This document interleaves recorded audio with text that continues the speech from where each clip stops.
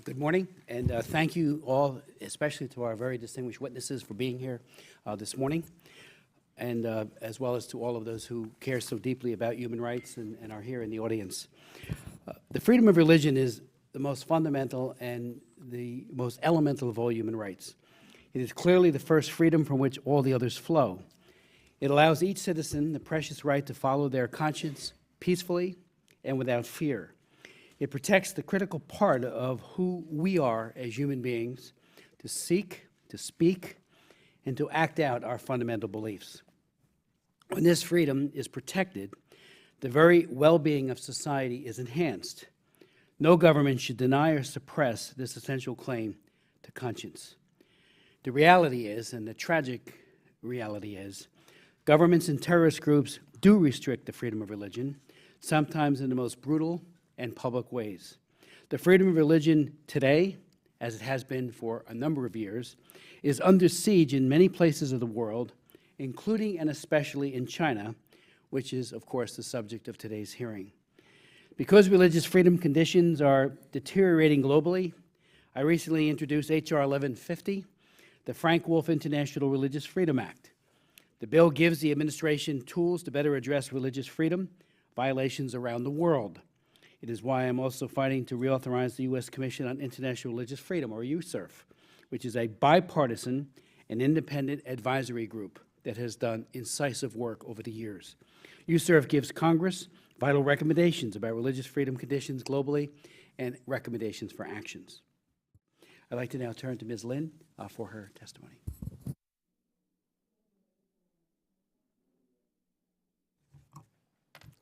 Thank you, Mr. Chairman, and thank you to the Congressional Executive Commission on China for convening this event.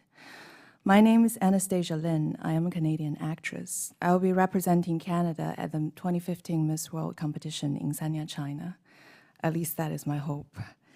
Recent events leave me worried for my family who are still in China. I campaigned for the title Miss World Canada on a human rights platform. I wanted to speak for those in China who are beaten, burned, electrocuted for holding their beliefs. People in prison who eat rotten food with blister fingers because they dare have conviction. These are not criminals. These are people who believe in truthfulness, compassion, and tolerance. When I was crowned Miss World Canada, my father was very proud of me. But within days, his tone changed. He told me to stop my advocacy or he would sever contact with me.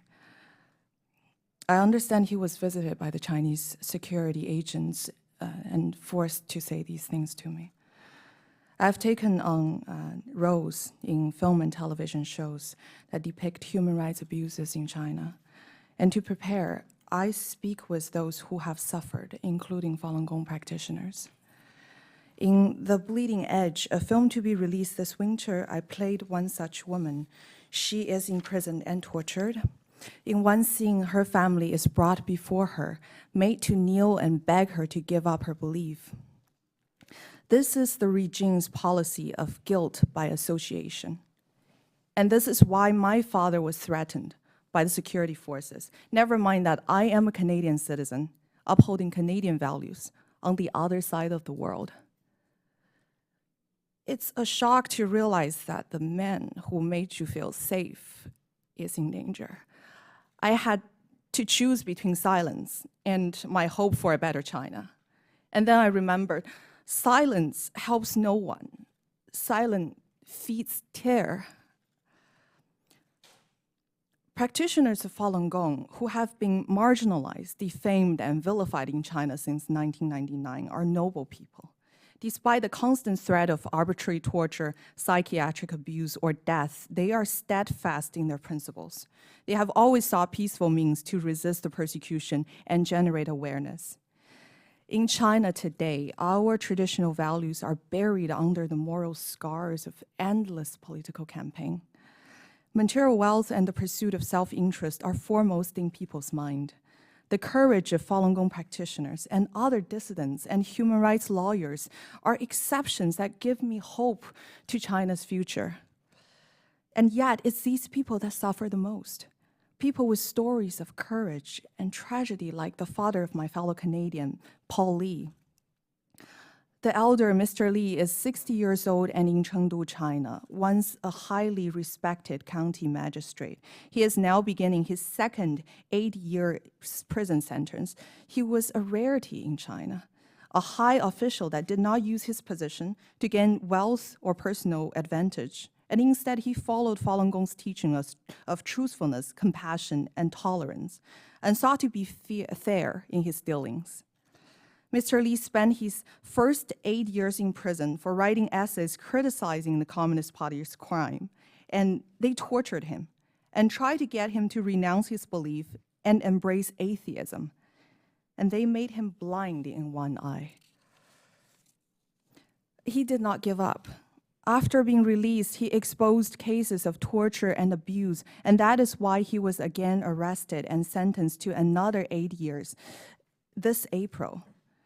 This is a story of incredible courage, almost completely ignored by the world's media. And there are millions of such stories. Thousands continue to be sentenced to prison every year, often after show trials. Lawyers who represent Falun Gong practitioners, including those lawyers targeted in the most recent crackdown, have faced disbarment, beating, and imprisonment. The current crackdown on lawyers targets these individuals and come as some 80,000 criminal complaints are filed against the former party leader Jiang Zemin by Falun Gong practitioners. The persecution of Falun Gong is widespread and brutal. In 1998, the Chinese Communist government estimated there were 70 million practitioners of Falun Gong in China. And since the persecution began in 1999, millions have been imprisoned, tortured, and sexually assaulted. Estimates of the murdered range widely because information is scarce, and exposing the persecution, it's punished severely. While we have the names and stories of the some 3,800 practitioners who have been killed in the persecution, multiple independent investigators estimate that tens of thousands have been killed so their vital organs could be harvested and sold for organ transplantation, a lucrative business in China.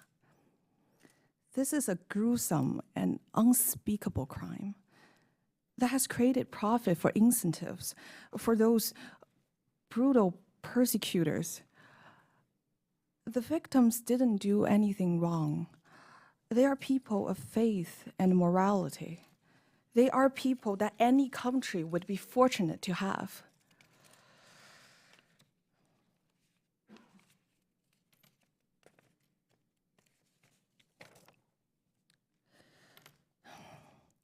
I would think these are the people of integrity that China so desperately needs nowadays.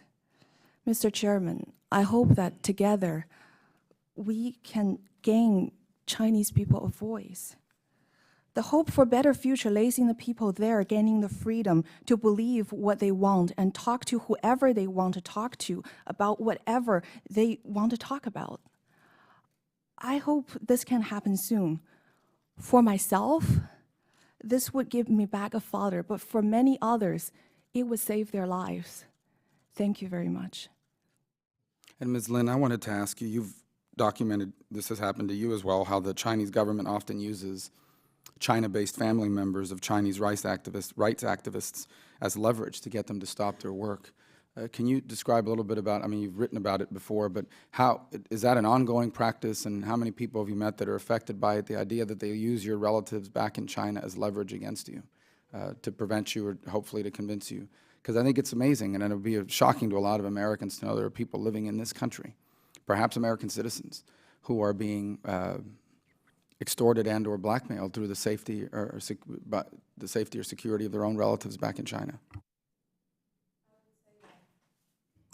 I would say that this is a common experience of many Chinese overseas, including Chinese Canadians, Chinese Americans.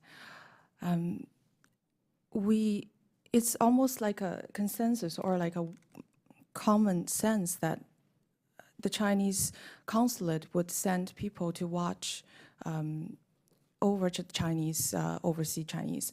So religious freedom and human rights doesn't really just affect people that are living in China. they affect every Chinese who still have loved ones there. I don't know how it feels like to be tortured by prison guard, but now I know the deep fear that probably felt by many Chinese people, that their convictions might be paid by their loved ones. But if we keep silence, there's no end to this kind of compromise. Chinese people overseas needs to stand up and speak about this issue. Yes, we might be afraid, but courage is not always the absence of fear. To be courageous, I think I learned from these Falun Gong practitioners that to be courageous is to know that something else is much more important than fear. To be able to live according to your conscience, for them, it outweighs the fear of death. So, and that is why I'm going back to China. I hope my presence in that country would help those who are facing this unspeakable horror that we just mentioned today, to help to preserve their hope a little longer. Thank you.